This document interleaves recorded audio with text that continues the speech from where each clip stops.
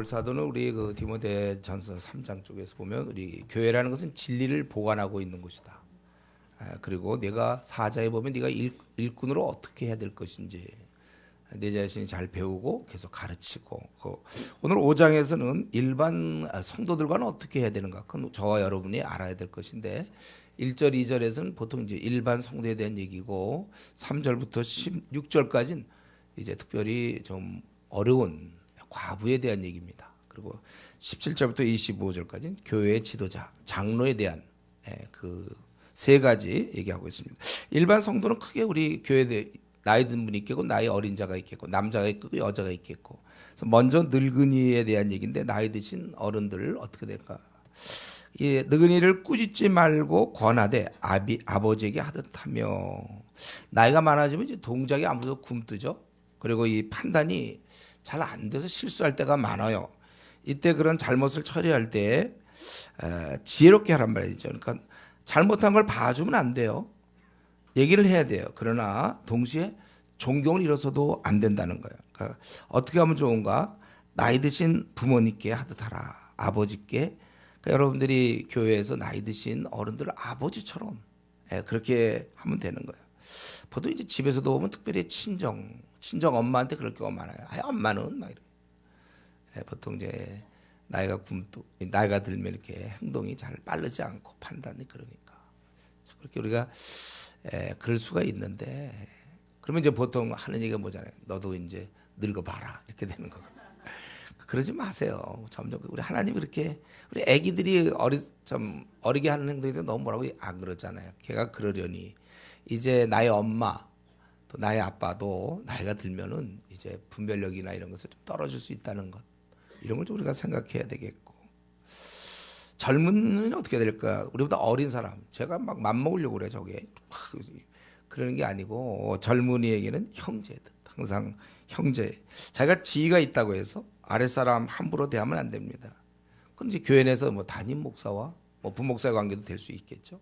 또 장로와 집사, 장로인데 내가 저 집사가 좀 어린 자가 이럴 때 막 욱박지르거나 이러지 말고 형제에게 하듯.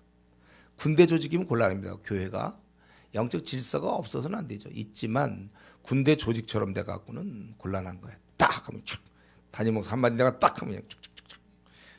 물론 기분이 좋을까요? 그러면? 근데 그렇게 하면 안 된다는 거예요. 윗사람과 아랫사람의 관계가 그래야 되고, 또 늙은 여자 똑같아요. 어머니에게 하듯, 자식이 아들이 엄마한테 하듯 어머니한테 하듯 그렇게 대하라 이거예요. 또 젊은 여자에게는 항상 특별히 깨끗하라고 그랬잖아요. 왜냐하면 이럴 때 이성으로 자꾸 생각하고 젊은 여자에 대해서 그러면 안 돼. 나의 누이 동생이다 이런 자매에게 하듯 하라. 이전에 뭐 어떤 형제, 그건 뭐 본인 아닌데 자꾸 자매라는 얘기를 이렇게 만지면서 하는 사람이 있어요. 자꾸 얘기를 하면 자꾸 만져. 그 왜 그런지 모르겠어요. 그런 건 좀 조심해야 돼. 우리가 항상 이런 스킨십 같은 거는 교회 내에서 조심. 어떤 교회는 너무 사랑한다고 막 허그를 하는 경우도 있어요. 저 옛날 다니던 교회는 그랬는데 막 뭐 허그를 해서 성도들하고. 형제끼리 하면 좀 낫겠는데 자매한테 이런 건 좀 조심스럽지 않습니까? 결국은 이 네 부류를 얘기했어요. 남녀, 그리고 젊은 사람, 늙은 사람. 근데 그 핵심은 오늘 본문에서 뭡니까? 가족처럼 대하면 돼요. 그래서 여러분들이 교회 내에서는 누구를 대하든지 항상 가족이다, 이런 자세로. 저걸 내가 콱 누르고 막 이런 아랫사람이 이러지 마요. 동생, 그냥 가족, 형, 그렇게 하면 되지. 또 윗사람이 날 좀 무시하나 말하고 막, 그래서 막 대들고 이러면 안 되고, 형제 자매로 이렇게 지내면 되는 거예요.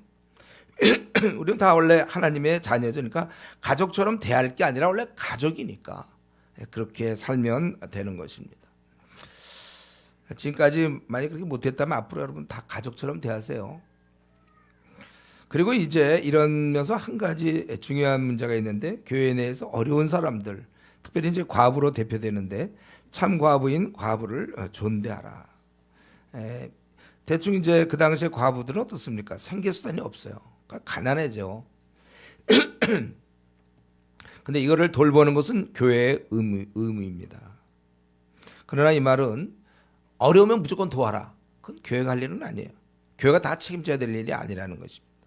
여기도 보면 존대하라 그랬잖아요. 단순한 구호 대상자가 돼서는 안 돼요. 내가 누구를 도와준다 할 때 그 사람은 약간 업신여길 수가 있어요. 그건 안 돼요. 그분은 어머니와 마찬가지로. 예. 그래서 교회가 이런 재정적 지원을 할 때 쓸데없는 부담을 줘서는 안 돼요. 왜냐하면 그게 자손들이 있을 경우 자녀나 손자가 있거든. 그들로 가서 먼저 자기 집에서 효를 행하여 부모에게 보답하기를 배우게 하라. 여러분 나중에는 이제 재정적인 문제를 여러분들이 부모님을 우리 중에 그래 책임져 줘야 돼요. 부모에게 보답하기를 배우게 하라. 지금 재정 얘기하면서 그래서 부모가 어려운데 자기 쓸 건 다 쓰면서 부모한테 그저 최소한의 생계만 먹고 지내면 되는 그걸로 만족하시오. 막 이런 식의 하면 안 되고 인격이 있는데 그도 돈을 쓸 수 있어야 되고 그러니까 용돈도 잘 드리고 그것도 그냥 형식적으로 조금 한 달에 예를 들면 10,000원 이게 아니고 쓸 수 있도록 좀 어머니도 또 아버님도 그런 돈이 필요하잖아요. 그러니까 효를 행하여 부모에게 보답이죠. 자기를 그렇게 키워줬는데 그렇지 않아요? 우리도 그렇게 해야지. 너무너무 인색하게 부모님께 용돈 드릴 일이 없더라고. 돈이 없으면 할 수 없지만 좀 더 넉넉하게 그렇게 하라는 거예요. 그리고 그것을 교회가 할 일이 아니고 그거는 가정에서 할 일이 있지 않느냐. 그리고 이제 참 과부로서의 외로운 자는 여기서 보니까 이제 그 특징이 나오는데 이 참 과부라는 건 뭐냐면 이제 다른 생계 수단이 없는 걸 연기하는 거예요. 아무도 도와주지 못하는 아주 어려운 사람, 참 과부인데 그런 경우 이제 외로운 자는 하나님께 소망을 두어 주야로 항상 간구와 기도를 하거냐. 이 말을 좀 명령으로 보면 안 됩니다. 이 말을 오해해서는 안 돼요. 너 과부니? 너 할 것도 없지 않냐? 그러니까 기도해라. 이건 기도의 의미를 제대로 살리지 못하는 거지. 기도가 외로운 사람이 하는 겁니까? 바쁜 사람도 하는 거고 기도는 주님과의 대화인데 여기는 이것은 이제 서술형으로 기술한 거죠. 보통 그렇다는 거예요. 아무래도 그동안 까다로운 남편 내조하느라고 자기가 좀 마음껏 기도하기도 어려워. 막 불려가야 되고 막 이러고 또 자식이 한 옛날에 뭐 한 30명씩 됐을 거 아닙니까? 걔들 키우다 보면 뭐 언제 한가하게 고요하게 그런 시간이 어디 있습니까? 오늘날도 사실 우리 자매들 막 미혼들 막 결혼을 사모하는지 모르지만 결혼하면 뭐 어떻게 되는 거예요? 자기 생활 이제 20년 투자하는 거예요. 20년 정도는 그냥 뭐 우아하게 커피를 마신다 이런 거 없어요. 밥 한 번 먹도 전쟁에 그냥 와서 엎지르고 뭘 너무 그렇게 사모하지 마세요.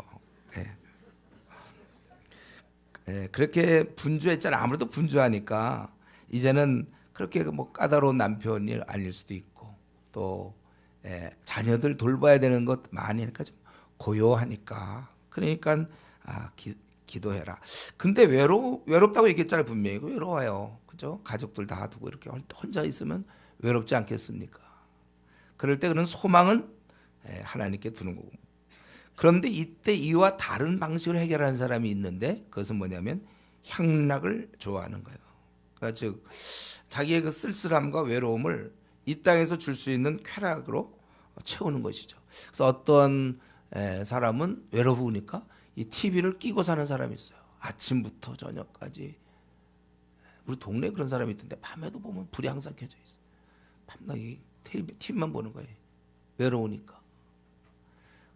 드라마 이런 거 보고 영화 이런 거 해서 어쨌든 이건 자기가 어떤 그 쾌락 쪽으로 향락 쪽 이것은 살았지만 그거는 뭐 10년 뒤에 죽나 지금 죽나 무슨 이 시대에 뭐가 의미가 있으며 그런 사람이 하나님 나라에 무슨 영광을 돌립니까? 하루 종일 그냥 쾌락을 위해서 아니면 어떤 술로 이제 찌든 사람도 있겠죠.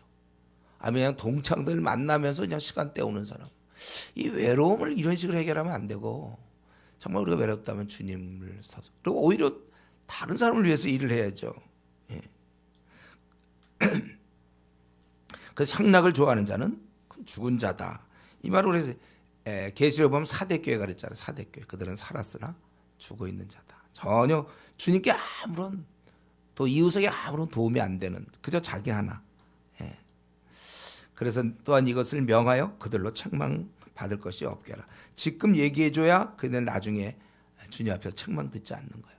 이런 일을 이제 해야 되고 언제든지 누구든지 그 8절에 보면 우리가 항상 알아야 될 원리는 이런 면에 있어서 그거는 4절과 계속 연결되는 건데 결국 우리는 집안, 친족을 돌봐야 된다는 거예요. 그렇지 않으면 믿음을 배반한 자, 불신자보다 더 악한 자니라.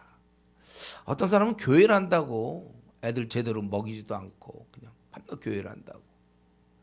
좀 곤란한. 또 제가 아는 어떤 분은 월급을 받으면 그걸 집에 안 갖다 줘요. 교회를 위해서 써요. 교회를 위해서. 이제 교회에서 이제 장로인데 그러니까 교회에서는 굉장히 존경을 받지만 집에서 아들, 딸들은 이제 일을 가라. 그러니까 그 대신 돈 안 갖다 주니까 대신 그 엄마가 돈을 벌어야 되고 얼마나 고생을 하는 겁니까? 장로든 뭐 목사든 여기 누구든지 가족을 돌봐야 되는 건 당연한 거예요. 왜냐하면 우리 남편의 역할이 뭡니까? 아내를 온전케 하기 위해서 자신을 버리는 거잖아요. 자기를 주는 거. 이런 기본 일을 하면서 목회도 하고 그런 일을 하면서 뭐 교회 직분자 일을 해야지. 그런 안 하고 무조건 주님의 일하고. 물론 요즘은 좀 그런 사람 별로 없어요. 너무 집안일 한다고 또. 아예 뭐 무슨 가족 행사만 했으면 교회 빠지는 사람들도 있잖아요. 전도고 뭐고 그냥 가족 행사 그냥. 가족 행사가 프라이어리티 제일 1위. 가족 이게 그것도 또 안 좋아요. 그건 우리가 가족보다 우리는 또 주님이 항상 계신 걸 알고 이런 면에서니까 굉장한 우리의 영성 잘 분간해야 되는 거죠. 어떤 거는 내가 이걸 좀 가족들과 같이 놀아줘야 되지만 교회 때문에 이럴 수도 있고 또 어떤 때는 또 이럴 때는 아무리 교회에 있어도 이건 좀 해야 된다. 그런 게 잘 분간해서 해야 되는 것입니다. 집안 친족을 돌보지 않는 것은 하나님을 경외하는 자는 마땅히 할 일이 아닙니까? 내가 하나님의 사랑, 주님의 사랑을 배운 사람은 이웃을 사랑하게 되어 있는데 하물며 가족은 더한 거 아니에요. 1차적인 거잖아요. 그런 자는 믿음을 배반한 자다 이랬어요. 사랑을 얘기하면서 가장 가까운 가족에게 사랑을 실천하지 않는 것. 그는 불신자보다 더 악해요. 불신자에 해당조 성령님도 안 계시고 이런 명령도 알고 없고 그들은 사람을 사랑할 능력도 없는 거잖아요. 그들보다도 너희가 오히려 더 못하다. 그러면서 참 과부의 조건으로는 여기 보니까 9절에 과부로 명부에 올릴 자는 나이가 60이 덜 되지 아니하고 한 남편의 아내였던 자로서 선행실의 증거. 여기 보니까 과부로 명부에 올릴 자, 도움을 받아야 될 자는 나이가 60. 이걸 볼 때 분명히 가난한 자를 돕는데 나이가 무슨 상관입니까? 이거는 어떤 특별한 일인 것 같아요. 그 다음 내용을 보니까. 그래서 아마도 교회 내 몇몇 특별한 임무가 그들에게 이제 60이 넘은 이제 그 사람들에게 배정된 듯한 것 같아요. 그 다음에 나오는 조건이 그래서 그래요. 보니까 거기 선한 행실에 증거가 있어야 돼요. 그래서 그 중에 자녀를 양육하며 이게 진짜 어려운 거거든요. 이게 그가 어떻게 자녀를 키웠는가를 보는 거예요. 자녀 양육 이거는 정말 희생 말로 할 수 없는 거죠. 자기 생을 갖다 바치는 거니까 자녀한테 드리는 거. 자녀를 그래서 제대로 양육하고 자녀들이 완전히 뭐 폐륜하다 그거 세우면 안 되죠. 자녀들이 말을 잘 듣고 순종하고 혹은 나그네를 대접하며 혹은 성도들의 발을 씻으며 혹은 환난 장한 자를 구제하며 모든 선한 일을 행한 자라야 할 것이요. 이런 선한 행실의 증거가 있어야 된 그런 자야 과거의 명부 어떤 이제 무슨 올랐다 무슨 뭐 여전도사라든가 뭐 이런 거 되겠죠. 이런 일을 시킬 때는 이렇게 증거가 있어야 된다. 성경은 계속해서 얘기하죠. 서두르지 말라. 누구를 뽑을 때 어떤 것을 결정할 때 입증되었는가. 그죠? 가능성 갖고는 안 되는 겁니다, 여러분. 저 사람이 열심히 있는 거 보니까 분명히 할 수 있겠다. 아니면 차차 바뀔 거다. 이런 건 아니에요. 성경은 항상 이런 면에서 증거가 있어야 된다. 선한 행실에 증거가 있는 자. 그러면서 젊은 과부는 올리지 말라고 그랬어요. 11절에. 이걸 보니까 이거 구제 대상 이건 아닌 걸 알 수 있겠죠. 어떤 일거리예요. 이는 정욕으로 그리스도를 배반할 때 시집가고 자매니. 아니 어렵게 혼자 있다가 시집 가는데 그 축복인데 여기 그리스도를 배반하는 거라고 그랬잖아요. 시집 가는 게. 시집 가는 게 배반하는 겁니까 그게? 얼마나 축복인데요. 근데 이건 왜 그랬습니까? 처음 믿음을 저버렸으면 정죄를 받느라.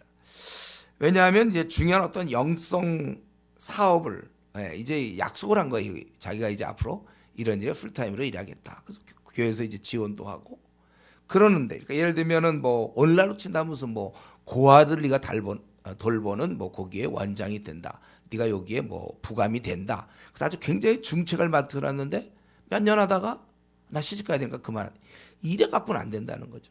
그래서 고아원을 돌보든지 아니면 양로원 같은 일을 한다든가 무슨 아니면 정말 무슨 소년원에 뭐 한다든가 교회로 따진다면 무슨 뭐 자기가 목사가 된다든가 또는 뭐 간사가 된다든가 이런 거 다 약속해 놓고는 그리고 전심으로 이제 할 것을 맹세해 놓고는 그러고서 시집감으로 결국 그 맹세를 파괴하기 때문에 괜히 이럴 필요가 없다는 거야. 11절 12절.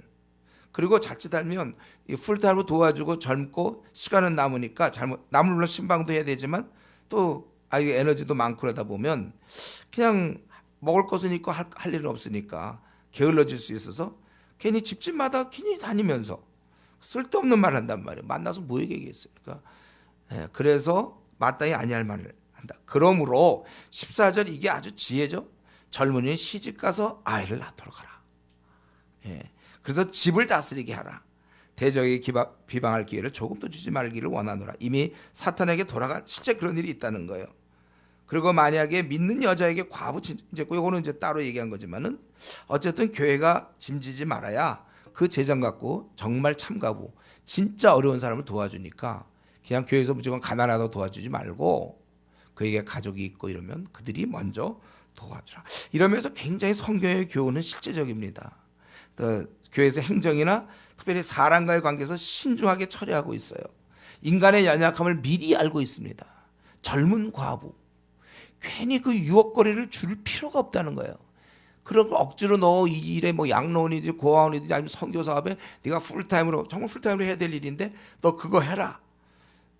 그러면 하다가 몇 년 안에 기껏 다 배우고 기회를 주고 올라가면 선교면 선교지 가게끔 막 비행기표 다 해서 기껏 기술과 이런 것들을 경험을 가져놓고는 시집가서 못하게 됐어요. 이런 게 뭐냐 이거예요. 아예 괜히 그럴 필요 없다는 거예요. 여러분 항상 교회는요 모험하는 게 아닙니다. 예를 들면 우리 교회는 뭐 그럴 일 없지만은 만약에 돈이 많이 남는다. 뭐 어떤 데서 이 돈을요 더 하나님 나라를 위해서 투자한다고 그래갖고 어디다 투자했다가 날리고 뭐 이런 경우도 있잖아요. 그래갖고 교회가 갈라지기도 하고 그래요. 교회는 모험하지 않습니다. 안전한 것을 추구하는 겁니다. 이 말은 또 믿음으로 행진해야 되는데 안전, 그래서 우리 중국 안 갔다 공안 뭐 이런 건 아니에요. 믿음으로 할 건 또 믿음으로 해야 돼요. 그건 이제 영성이 이제 잘 구분해야 돼요. 여러분 그래서 교회는 이런 거 모험하지 않고 개인도 마찬가지입니다. 여러분 앞으로 남은 생 앞으로 이제 20년 뭐 50년 뭐 60년 남을 때 여러분 절대로 가능성 돈 그런 투자하지 마세요. 예를 들면 뭐 누가 뭐 만약에 은행 이자를 얼마 은행이 몇 프로예요? 예금하면 얼마 줘? 2% 같아요? 2%인데 예를 들면 뭐 200% 주겠다. 한 10만 원만 내면 그냥 1000만 원 다음 달에 준다. 예를 들면 벌써 이렇게 황당하게는 안 하겠지. 벌써 그건 누구나 아무도 안 믿는데 어쨌든 이상하게 특별한 유익, 혜택 언제든지 그런 건 거부하세요, 여러분들. 그리고 원래 주님의 일은요. 우리가 주님께서 뭐라 했습니까? 땀을 흘려야 먹을 것이다. 창세기 거기 아담이 타락한 이후에 그게 하나의 벌이에요. 땀을 흘리고 먹는 것이지. 편안하게 카지노 가서 그냥 이거 한 번 해갖고 그냥 먹고 이런 거 없는 거예요 원래. 그러니까 도박이 그러면서 나쁜 거죠. 땀을 흘리고 먹도록 하나님의 질서, 창조 원칙입니다. 그러니까 어쨌든 하여튼 이거 예를 들어서 돈 얘기지만 뭐든지 나에게 어떤 특별한 혜택을 누가 준다 그러면요. 저는 절대로 안 움직여요. 여러분도 움직이면 안 돼 그런 거. 반드시 대가가 있어요. 가끔씩 보면 전화 뭐 어디 농협이요 뭐 전화 오는 데 있어요. 그래서 우리 교인들한테 쌀푸대 다 나눠주겠다는 거 뭐 얼마 5kg씩 다 나눠주게. 그리고 다만 이제 뭐 잠깐 와서 뭐 선전 뭐 광고 좀 하겠다고 잠깐 시간 주시면 그 교회가 그런 거 하는 데입니까? 쌀 뭐 그런 거 받을 필요도 없고 또 그렇게 하면 뭐 앞으로 남는 이익은 몇 프로씩 뭐 목회 사역을 위해서 드리겠습니다. 뭐 이런 거 그런 거 안 받아요. 필요도 없어요. 없는 대로 하면 되는 거예요. 어쨌든 여러분에게 조금이라도 어렵게 좀 뭔가 이상한 혜택 그럴 기회가 별로 없었나요? 하여튼 그런 거 눈도 돌아보지 반드시 그 대가를 치르게 돼요. 그러니까 이 땅에 사기라는 게 있는 게 아니라 사기. 내가 아는 어떤 형제 한번 얘기했죠. 사기 당했다고. 돈 진짜 많이 벌었어요.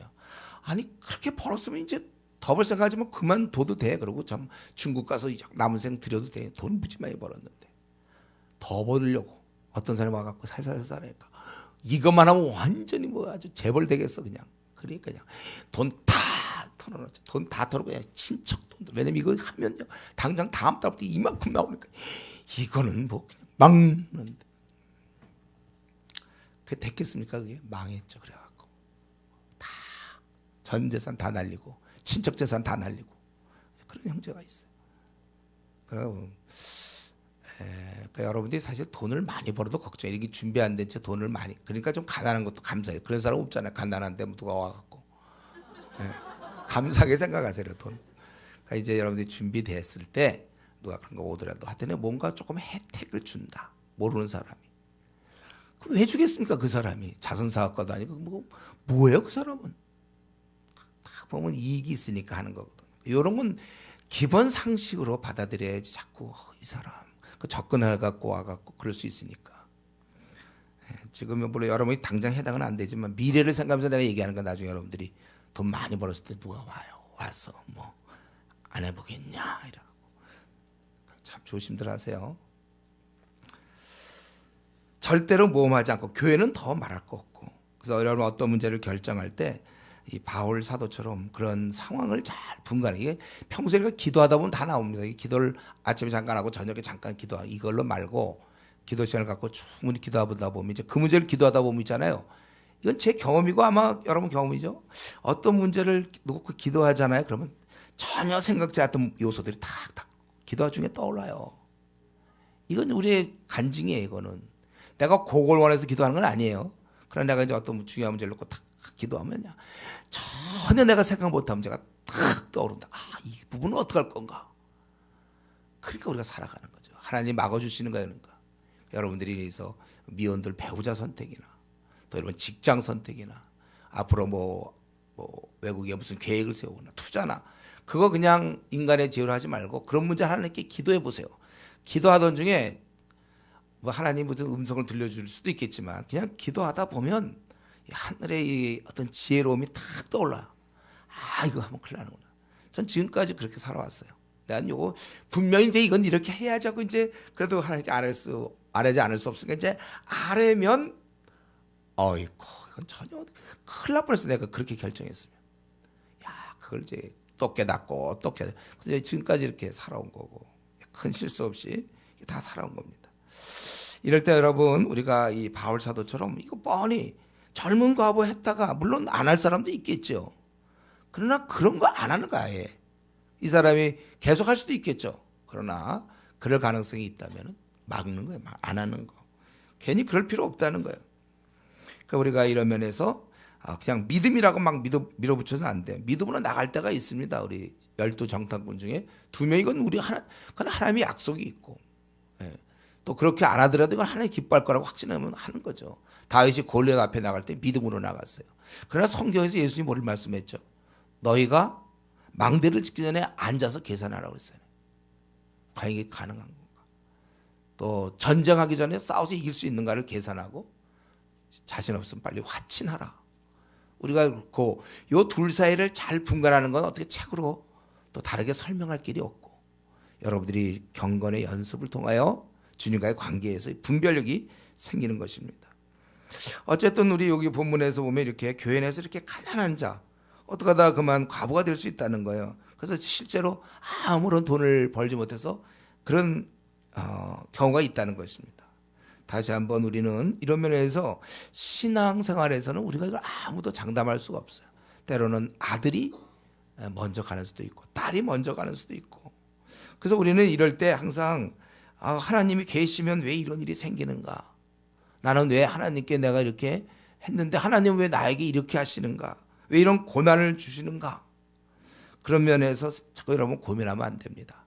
내가 원하던 것이 있는데 왜 안 들어오셨나? 이것만 들어오셨으면 내가 신앙생활 잘할 건데 내가 그렇게 기도했는데 하나님이 안 들어오셨다 이거예요. 그래서 나 신앙생활 안 해.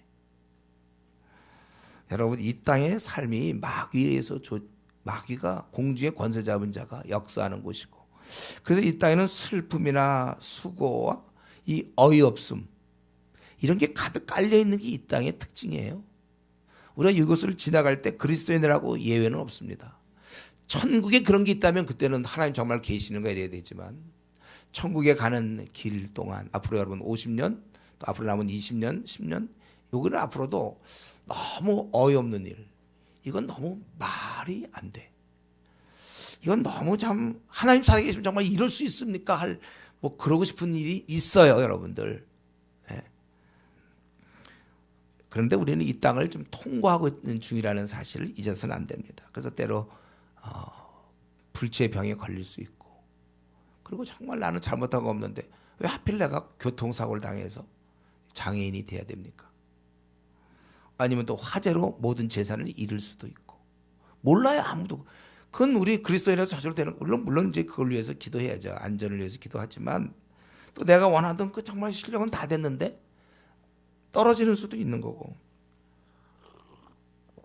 분명히 이번에 승진 차례인데 갑자기 회사에 뭐가 되어서 승진이 안 되고 오히려 쫓겨나게 생길 수도 있는 거고, 자녀 문제도 마찬가지고. 우리 그 당시에 교회가 다 그냥 좋으면 좋겠지만 이렇게 어려운 과부도 있는 것이고, 그 결국은 여기서 얘기하는 우리가 이거는 사실 구제하라 뭐 이런 거 돌봐라, 결국 이제 가족에 있어서 나눔의 정신, 이건 당연한 거 아닙니까? 그러니까 성도 간에 서로 가족으로 대하라. 그래서 여러분 우리 성도 간에도 어려운 사람 도와줘야 되고, 도울 때 제가 잘 도우라고 그랬죠. 너 어려운 일 있으면 나한테 얘기해. 이런 돈 있는 사람 이런 얘기 좀 하지 말라고 그랬어요. 보고 그렇게 어려운지 알고 지가 돈 있으면 도와주면 되지. 그걸 잘 도와줘야 돼. 그런 것도 도움도. 지금 우리가 돈도 별로 없지만 예를 들면 돈이 너무 많을 경우 도와주려고 하면 잘 도와줘야지. 뭐 어려움이 있으면 나한테 전화해라. 뭐 하겠습니까? 그 사람이 자존심이 있는데 제가 보고 이렇게 조금씩 도와주면 되는 거죠. 도움도 잘 도와줘야 되고, 교회 내에는 부자도 있고 가난한 사람도 있는 거예요. 섞여 있는 거니까 늘 그런 생각을 하고. 그리고 이제 장로 17절부터 이제 마지막 25절까지 장로 지도자를 얘기하는데, 잘 다스린 장로들을 배나 존경할 자로 알라고 그랬어요. 그런데 특별히 말씀과 가르침에 수고하는 이들에게는 더 그리할 것이다. 성경에서는 집사, 장로 두 직분밖에 없고, 장로 중에는 이 잘 다스리는, 보통 이제 한국 교회는 당회, 일반 시무 장로라고 그러잖아요. 그리고 이제 말씀 장로가 있는 거예요. 그게 바로 목사죠. 장로 목사 원래 같은 거예요. 그래서 장로는 이렇게 행정적인 처리를 하고, 목사는 말씀으로 가르치는 거고. 그런데 여기 뭐라고 했어요? 장로를 존경할 줄 알되 말씀과 가르침에 수고하는 일은 더욱 그리할 것이다. 오늘날로 따진다면 이제 목사, 이제 이 부분에서 내가 설계가 좀 그래. 누가 좀 대신 좀 해. 그러니까 존경하라는 거예요, 여러분. 그러니까 나한테 막 밤낮 막 싸우려고 하는 사람들 회개 좀 하세요. 성경 써 있잖아요. 더 그리하라. 밑줄도 긋고 여러분들 아주 화기애애하게 그렇게 하라는 거예요. 그리고 이제 기본적으로 그런 경우에 이제 참으로 존경하고 너희가 대우한다면 두 가지를 하도록. 하나는 18절에 재정의 문제요, 하나는 19절에 명예의 문제다. 그래서 재정적 문제에 대해서 성경이 일렀을 때 곡식을 밟아 떠는 소의 입에 망을 씌우지 말라 하였고, 또 일꾼이 그 싹스를 받는 것이 마땅하다 했네. 이 말이 갑자기 소의 입에 망을 씌우지 말라는 말이 무슨 말인가? 우리 고린도전서 우리 9장에 나오죠. 9장에 뭐 이전에 우리 고린도전서 할 때 다 했어요, 여러분. 뭐 새로 듣는 듯이 그러지 마세요. 다 나왔어요. 그 바울 사도가 자기의 권리를 얘기하면서 왜 나한테만 그런 권리가 없겠느냐, 그래서 자기가 자비랑하고 일을 했거든요. 그 얘기하면서 그 9장 9절에 보면, 신약 272쪽에 보면 모세 율법에 곡식을 밟아 떠는 소에게 망을 씌우지 말라 기록하였으니 하나님께서 어찌 지금 소들을 위함이냐. 그러면 뭐 말이나 무슨 뭐 사자나 기린 하나도, 오로지 우리를 위하여 말씀하심이 아니냐. 과연 우리를 위하여 기록된 것이니 밭가는 자는 소망을 가지고 갈면서 곡식 떠는 자와 함께 얻을 소망을 가지고 떠는 것이라. 우리가 너에게 신령을 뿌렸으니, 말씀과 뭐 이런 영적인 걸 했으니 육적인 것, 어떤 재정적인 것을 거두기로 과다하겠느냐. 다른 일도 이런 권한리가 있거든. 하물며 우리가. 바울은 고린도 교회를 세운 사람이잖아요. 얼마든지 그러나 자기가 이런 권리를 쓰지 않아요. 자비랑해요. 혹시 어린 자들 때문에 아무쪼록 그리스도 복음에 아무 장애가 없게 하려 함이라. 그래서 13절에 보면 구약의 예를 들었죠. 성전인을 하는 이들, 그 레위인들, 제사장들은 거기서 나오는 걸로 먹었거든요. 그런 것처럼 너희가 알지 못해. 또 신약에도 마찬가지 14절. 이와 같이 주께서도 복음 전하는 자, 복음 때문에 사는 풀타임. 그래서 우리가 선교사를 후원하고 또 교회 이런 왜 그런 돈을 그렇게 씁니까? 뭐 그런 사람이 있는지 모르지만은 복음을 전하는 자는 그 일로 말미암아 내가 만약에 회사를 다니면 회사에서 돈을 받고 이런 거 똑같단 말이죠. 그렇게 살리라 명하였느나 그러나 15절에 내가 이것을 해서 나한테 뭐 돈을 달라 그런 건 절대로 아니라는 거예요. 이건 나는 이제 다만 그러한 얘기를 좀 하는 거다 이렇게 얘기돼 있죠. 그래서 여러분 우리가 분명히 앞에 3장 3절에서 목회자가 돈을 사랑하는 거 그거에 대해서 질타했죠. 어떻게 그러냐? 그러면 안 되는 거예요. 그렇지만 오늘 본문에서는 또한 불충분한 보수에 대해서 뭐 교회가 너무 어려우면 할 수 없어요. 그러나 이제 넉넉하면서도 불충분한 그 보수에 대해서 똑같이 한탄하고 있습니다. 우리 성도들 머릿속에 저도 그랬는데 이전에 목회자는 왠지 좀 가난해야 된다는 그런 확신을 갖고 있는 사람들이 있어요. 그렇지 않아요. 그가 부하게도 말고 가난하게도 말게 하옵소서 이거 있잖아요. 그래서 보통 우리 OMF 영국의 그 OMF 오래된 선교단체는 보통 그 선교사의 그 페이 수준을 어디다 맞춰요? 보통 그 나라의 교육 공무원 그 정도면 보통 전 세계적으로 보통 이제 그렇게 맞춘다. 그건 아주 무슨 부자가 되는 것도 아니요. 또 아직 나라마다 조금 다르겠죠. 그러나 어쨌든 누가 보더라도 그 정도면 그냥 살 수 있겠다 정도로 그러니까 여러분들이 그런 걸 명심해야 되는 것입니다. 그리고 이제 명예가 중요한데 돈보다 더 중요한 게 명예 아닙니까? 목회자는 장로에 대한 고발은 두세 증인이 없으면 받지 말 것이요. 여기 보니까 그 이름이 쓸데없이 침해받아서는 안 돼요. 일단 혐의가 있다고 보세요. 누가 야 목사님이 저렇게 했대더라. 이렇게 되면 나중에 무죄로 판명돼도 그때까지 그 얘기를 들은 목사님이 저렇게 뭐 돈을 띄어먹고 도망갔대더라. 무슨 7계를 범했다더라. 나중에 아니었어요. 어떤 사람이 고의로 만약에 그렇게 했다면 그러나 그것이 밝혀질 때까지 뭐 1년이 걸리고 2년이 걸린다고 합시다. 그 사이에 그런 목사에 대해서 아주 위선자, 저렇게 막 7계를 범한 자가 언제 막 이렇게 되는 거죠. 그래서 영적 우리 권위는 사실은 질서상 주신 거 아닙니까? 하나님이 부모와 자식 간에 부모에게 주었고 남편과 아내에게는 남편에게 영적 질서상의 권위를 준 거잖아요. 대단한 존재가 되어서가 아니라 일 자체가 너무 귀해서 존경받아야 된다는 거예요. 그래서 여러분들이 부모님이 서로 훌륭하지 못하더라도 우리는 항상 효도하고 존경해야 되는 거 똑같아요. 남편이 훌륭해서 순종하는 거 아니고 남편이기 때문에 우리가 순종하는 거잖아요. 우리 조장도 마찬가지고 팀장도 마찬가지고 집사도 마찬가지고 목사도 마찬가지고 그 직책 자체가 너무나 귀해서 그렇지 뭐 인간은 뭐 그 인간이나 나나 비슷비슷한데 뭘 그래. 그러나 이제 우리가 질서라는 걸 여러분 생각하셔야 돼요. 그래서 여러분들 앞으로 지도자에 대한 비판, 예를 들면 뭐 조목사에 대해서 누가 비판한다든가 불평을 한다든가 할 때 바로 으악 이러지 말고 그 두세 증인이 있는지를 찾아보세요. 예? 저도 이전에 이런 거 많이 들었거든요. 실제로. 그래서 막 비난인데 보면은 이제 근데 두세 증인이 없었기 때문에 그걸 들으면서도 동조 안 한 그런 사람이 있었어요. 우리 교회에. 그건 굉장히 훌륭한 거죠. 보통 이런 보면 교회를 나간 사람들 보면은 두 가지 경우잖아요. 본인이 불만을 품고 나갈 수도 있겠고 아니면 이제 치리를 당하는 경우가 있어요. 보통 이제 교회 내에서는 이 간음, 이 실계가 많아요. 아니면 돈 문제. 돈을 너무 많은 사람들한테 빌리고 손해를 끼치고 뭐 이런 경우 이제 치리를 하는 경우가 있어요. 이렇게 나가면 그 사람이 지도자에 대해서 좋게 얘기할 리가 있겠습니까? 우선 욕을 하면 뭐 처음 온 사람 욕하겠습니까? 교회 목사를 욕하게 되죠.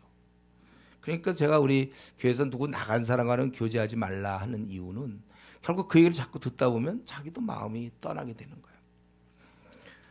그리고 문제는 그것이 밝혀지기 전까지는 사실 유무를 떠나서 일단 설교가 귀에 안 들어와요. 지금 설교 말씀 먹고 잘해야 되는데 그 말씀을 전하는 사람이 아주 나쁜 걸로 지금 인식되고 있는데 무슨 설교가 되겠습니까? 우리가 지난주에 했잖아요. 그 디모데에게 네 삶이 본이 돼야 되고 네가 가르침이 두 가지를 가지고 하라고 그랬잖아요.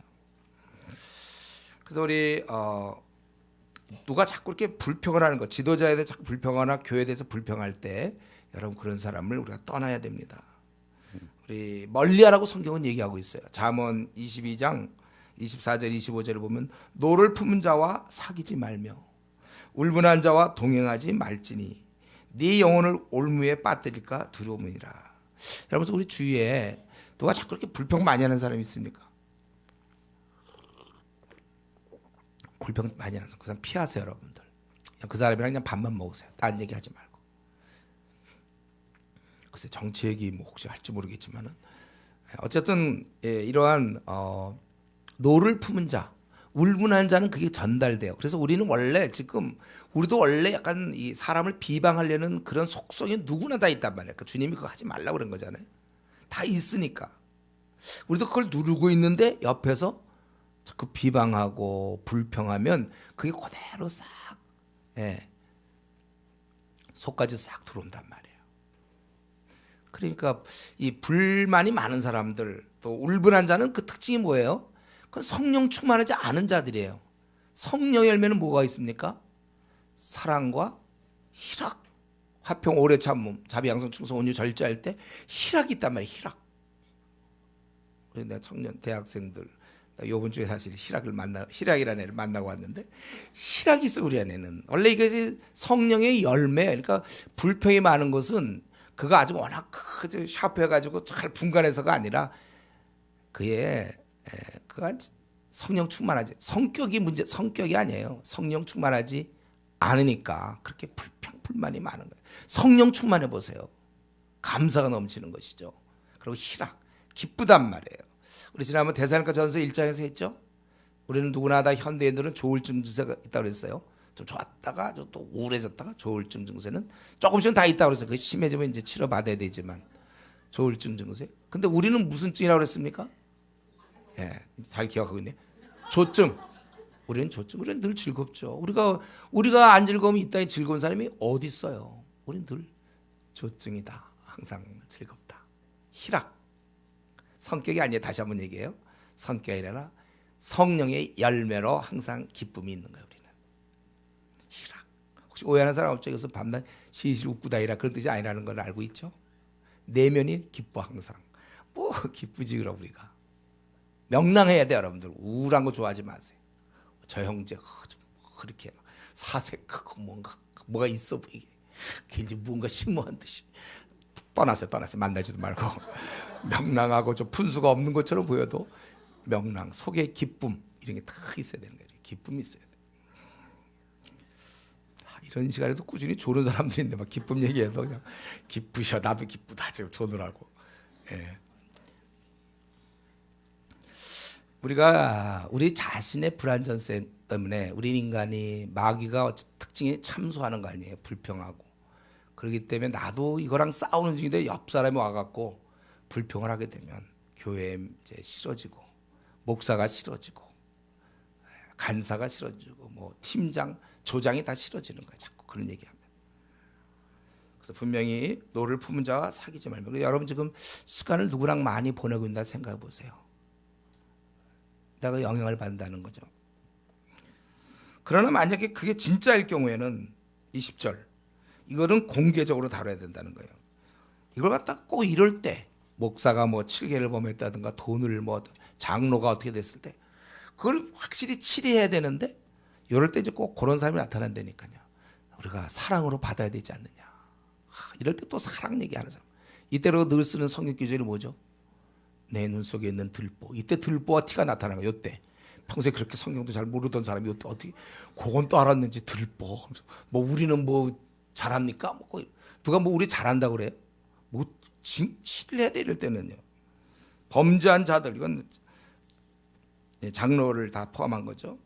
어린 자는 혹시 몰라서, 아직 기독교 윤리를 몰라서 그럴 수 있지만, 그래도 지도자라는 사람이 이러면 곤란하고, 이럴 때 공의와 사랑 구분은 우리가 잘해야 돼. 영성이. 그래서 보통 교회가 요즘 쪼개지고 문제 생길 때 보면 대부분 이거예요.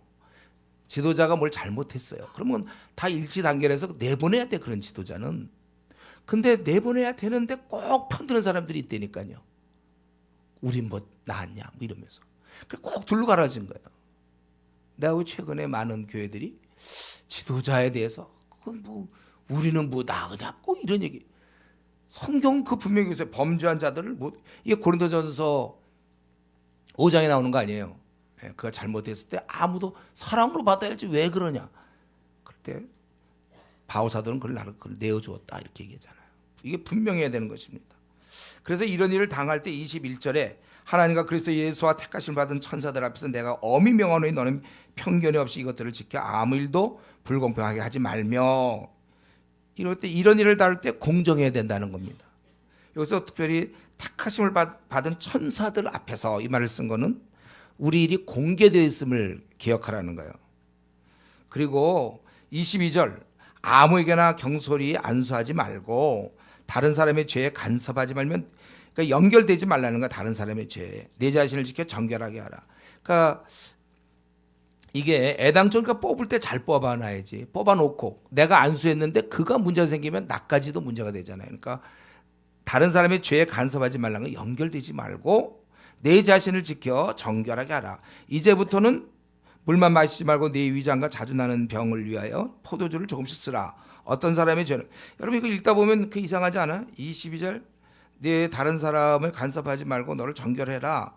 그리고 24절 25절 왜 쉽게 안수하면 안 되는 이유가 24절 25절 사람의 근본됨은 시간이 지나야 드러난다는 거 아니에요?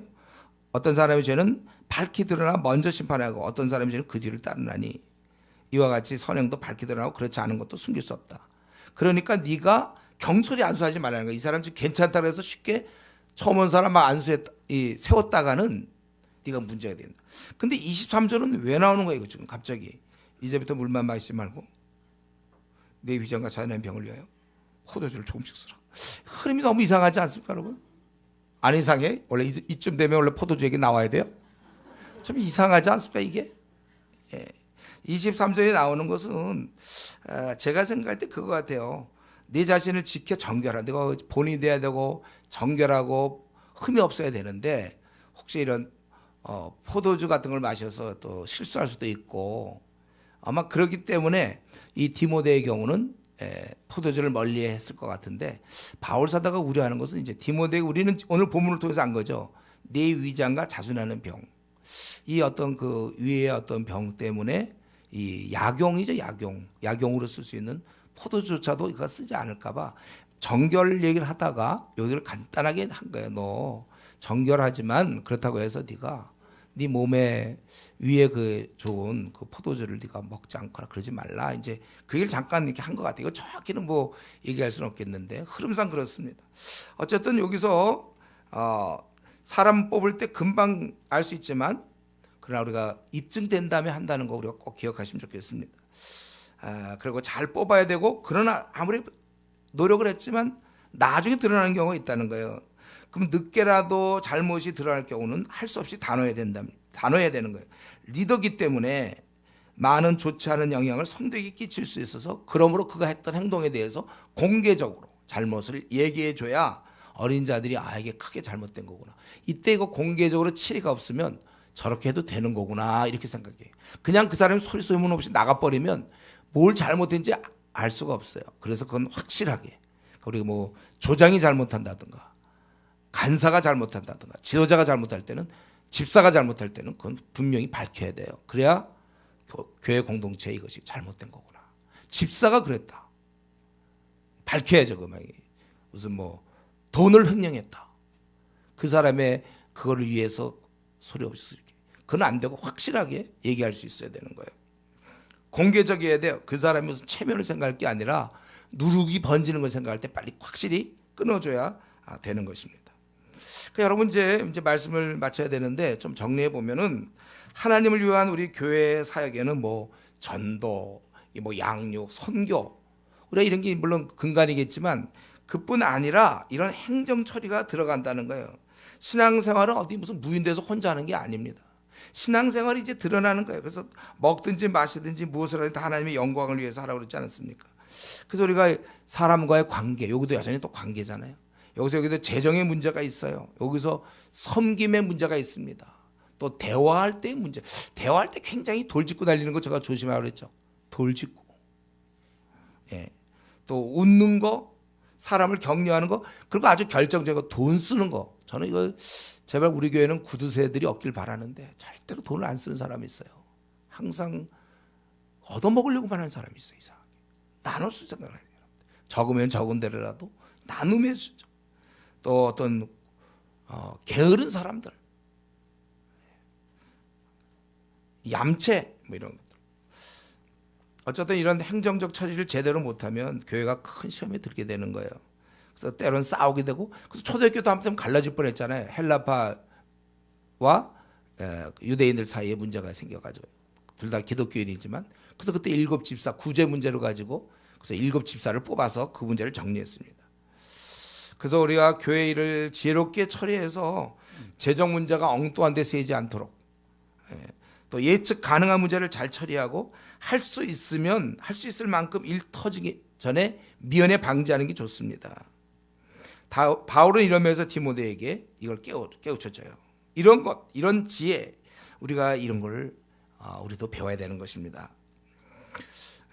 우리가 세상을 살 동안 매 순간순간 이 교회라는 공제도도 사람들이 모이고, 더구나 성화되지 않은 자들이 모이기 때문에 여기서 매 순간순간 일을 잘 처리하지 않으면 누군가는 상처받고 누군가는 떠나고 공동체가 그래서 약화될 수 있다는 거예요.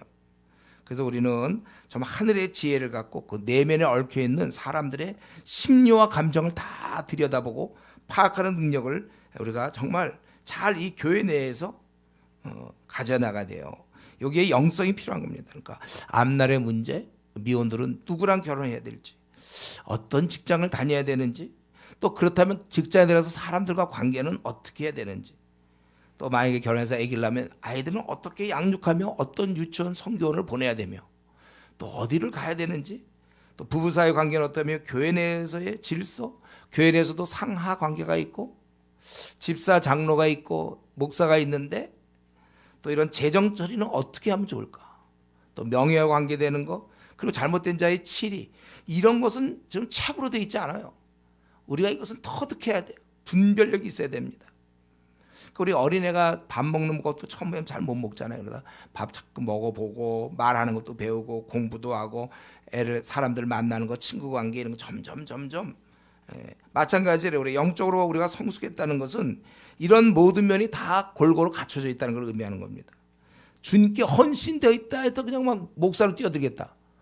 난 주님께 헌신되었고 마음이 뜨겁다 그래서 막 신학교 가고 그러면 안 돼요.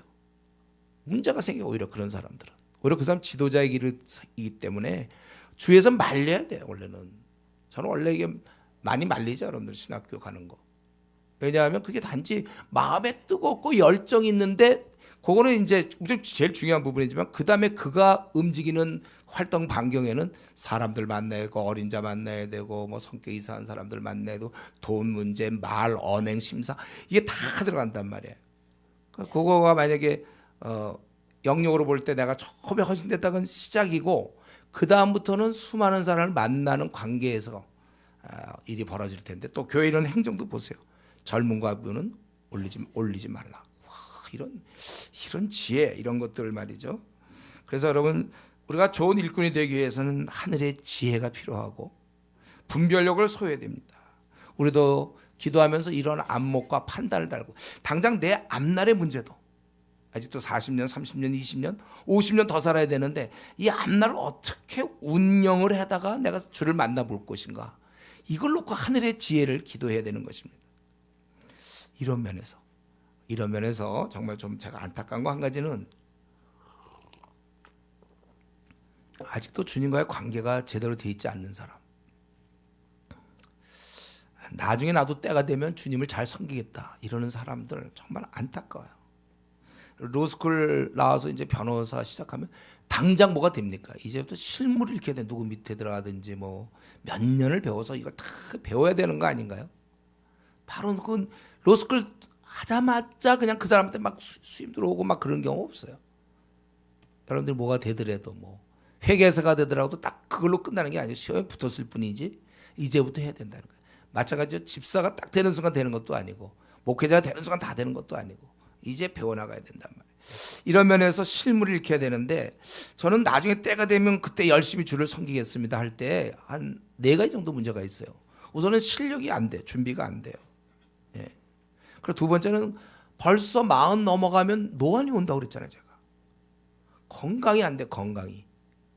그리고 세 번째는 신앙이 지금도 미지근한데 앞으로 무슨 수로 신앙이 좋아집니까? 보통은 신앙 좋은 사람이 억지로 노력해도 막 겨우 유지하기 쉽지 않은데, 그러니까 그걸 뚫고 더 신앙 좋으려면 배나 더 열심히 해야 되는데, 지금 신앙 없는 사람의 그 판단은 앞으로 5년 뒤에는 더 떨어지잖아요. 부지런히 노력해도 중간 가는 건데, 그러니까 나중에 마음 먹는다 해서 절대로 안 된다. 그런 경우 참 못 봤어요. 바로 그 순간이죠. 깨닫는 그 순간 시작해야 돼. 그리고 이렇게 나중에 때가 되면 섬기겠다는 건 결국 주님이잖아요. 주님을 섬기는 일에 있어서 어찌 1분 1초라도 빨리 섬겨야지. 주를 늦게 섬긴다는 건 그건 좀 이상해요. 그거는 내 생명이 내 것도 아닌데. 저는 이 시간에 우리가 이거 다시 5장을 보면서 우리가 이런 좀 많은 실무적 처리가 있다. 마음의 열심과 뜨거움만 되는 것이 아니라 이런 걸 배우기 위해서 좀 어릴 때부터 기회 될 때 대학부 조장부터 하고, 조장 또 청년부라면 청년부 조장도 하고, 좀 나이 들면 간사도 하고, 그리고 어떻게든 집사하고, 중국 팀장의 경험을 갖고, 또 전도 팀장의 경험도 갖고, 뭐 C6상에도 한번 나가, 뭐 이런 게 다 섞이면서 영적 어떤 수준에 이르는 거예요. 이건 다 놔둔 채 뭐 우리가 뭐 신학교만 나와서 목사가 되고 이건 안 되는 거죠. 경험. 물론 이제 그 사람이 이제 차츰 경험을 쌓겠지만, 마찬가지로 여러분들 이런 걸 볼 때 좀 빨리 나중에 저 때가 되면 섬기겠습니다. 빨리 신앙의 길로 들어서세요. 하나님과 깊은 관계에서 하늘의 지혜를 오늘도 받아야 됩니다. 내 앞날의 문제도 하늘의 지혜를 가지고 판단해야 돼. 내가 과연 한국에 계속 사는 게 맞는 건지, 어떻게 앞으로 할 것인지. 그래서 제가 늘 얘기하지만 그 요셉의 5분의 1. 그건 정말 요셉이 총리가 될 수 있던 비결은 그거였어요. 그가 꿈을 맞춘 것도 중요하지만 5분의 1을 모아야 된다. 그럼 무슨 근거로 7년 풍년이야 7년 흉년일 때 그럼 많이 더 모으면 좋을 텐데 5분의 1이 아니라 뭐 5분의 3 안전하게. 어째서 5분의 1이냐 이거예요. 이건 이제 하늘의 지혜죠. 이런 부분들이. 우리가 이 땅을 살아갈 때 앞으로 여러분은 하늘의 지혜를 위해서 기도를 많이 하세요. 여러분들 기도해서 제가 아침에 잠깐 기도하고 자기 전에 잠깐 기도하고 그건 아무것도 아니라고 그랬잖아요. 시간을 정해서 그 시간에 쭉 하나님과 깊은 시간을 많이 가질수록 좋은 거예요. 할수록 전혀 생각하지 못했던 하늘로부터 오는 이런 지혜가 있어요. 그거에 맞춰서 우리가 생을 이렇게 이게 우리의 방법이에요. 그래서 고린도전서 14장 20절에 제가 학생 시절에 좋아했던 말씀입니다. 형제들아 지혜는 아이가 되지 말고 악에는 어린아이가 되라. 지혜는 장성한 사람이 되라. 장성한 사람이 되라. 여러분들은 지금 이 과정 중에 있다고 보여집니다. 그래서 앞으로 1년 뒤 혹은 5년 뒤 7년 뒤 10년 뒤에는 더욱 성숙한 자가 돼서 교회를 앞으로 섬길 때도 여러분이 집사 되고 또 장로 되고 목사 되고 교회를 섬길 때 그냥 막 허둥지둥 대지 말고 또 자기 성격대로 하지 말고 하늘의 지혜를 가지고 섬길 수 있도록 부디 이렇게 성숙한 그러한 성도가 되기를 바랍니다. 우리 이 시간에 같이 기도할 때 좀 신앙이라는 것은 어떤 그냥 내가 열심히 있다, 뜨겁다 해서 되는 것이 아니라 그건 물론 중요하죠. 그러나 이런 세세한 면에 있어서 하나하나 다 하늘의 지혜가 필요한데 나는 이러면서 얼마나 성숙해 나가고 있는가, 이것을 내가 갈망하는가. 하나님 나에게도 이러한 하늘의 지혜를 많이 주셔서 이 땅을 살 동안 실수하지 않고 주의 몸된 교회를 위해서 오히려 일한다고 해서 망치는 경우도 많아요. 오히려 주의 몸된 교회를 위해서 내가 잘 할 수 있도록. 그러기 우리 오늘 말씀 보면서 같이 통성으로 기도하겠습니다.